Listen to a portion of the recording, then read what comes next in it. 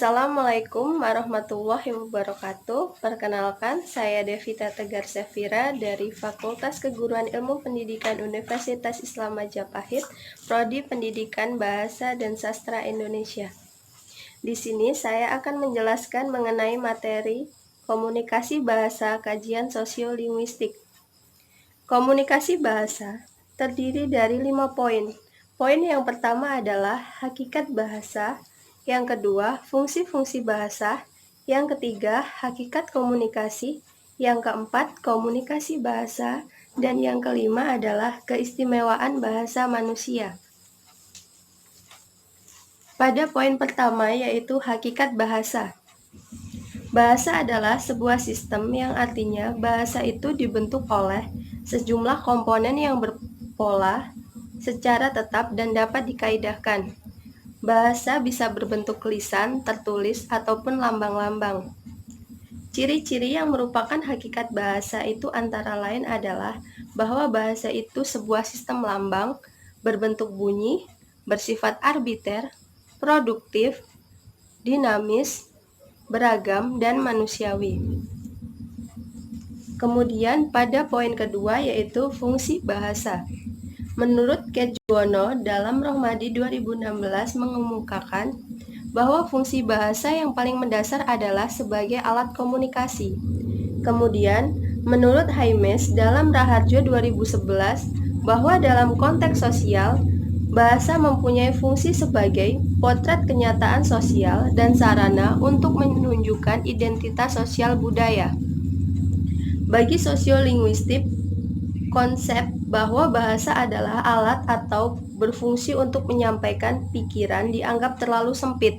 Maksudnya, dalam menggunakan bahasa, manusia tidak hanya mengeluarkan ujaran dalam bahasa, tetapi juga menggunakan bahasa nonverbal dengan tujuan untuk meyakinkan pendengar.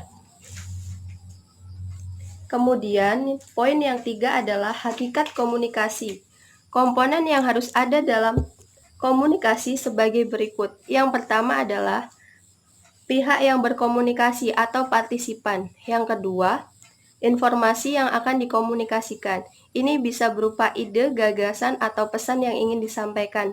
Yang ketiga adalah alat atau media yang akan digunakan untuk berkomunikasi, baik itu komunikasi verbal ataupun nonverbal.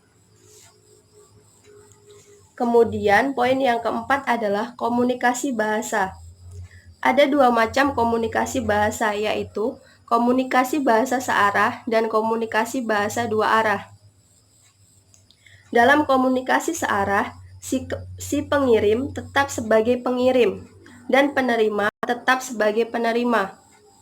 Contohnya, pada khutbah, ceramah yang tidak diikuti tanya jawab, pengumuman, dan lain-lain. Kemudian komunikasi 2 arah. Secara berganti-ganti, si pengirim bisa menjadi penerima dan penerima bisa menjadi si pengirim. Misalnya pada rapat, diskusi, musyawarah, dan lain-lain.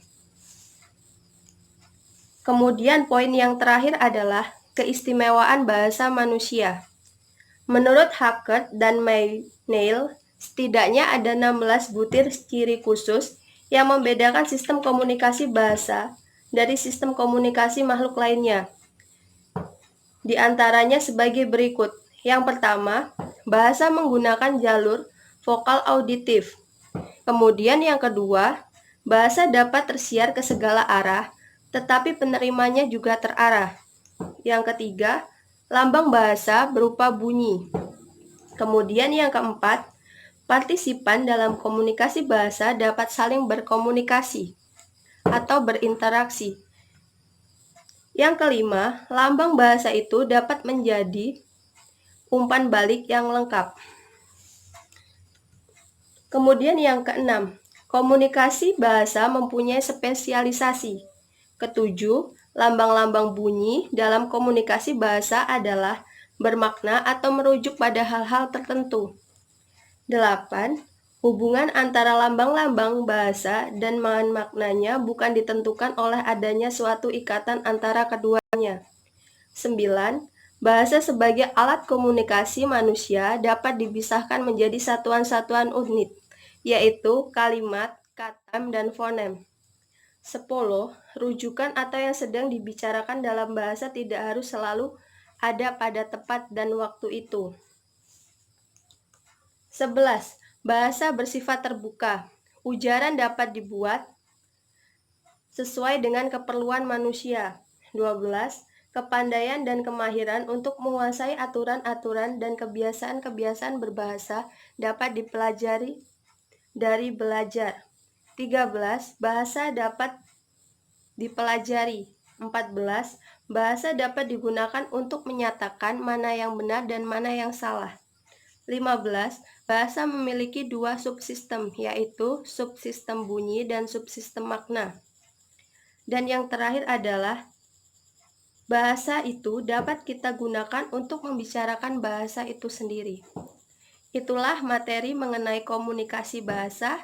Semoga materi yang saya berikan bisa bermanfaat bagi kita semua. Kurang lebihnya saya mohon maaf, saya akhiri. Wabillahi taufiq wal hidayah. Wassalamualaikum warahmatullahi wabarakatuh.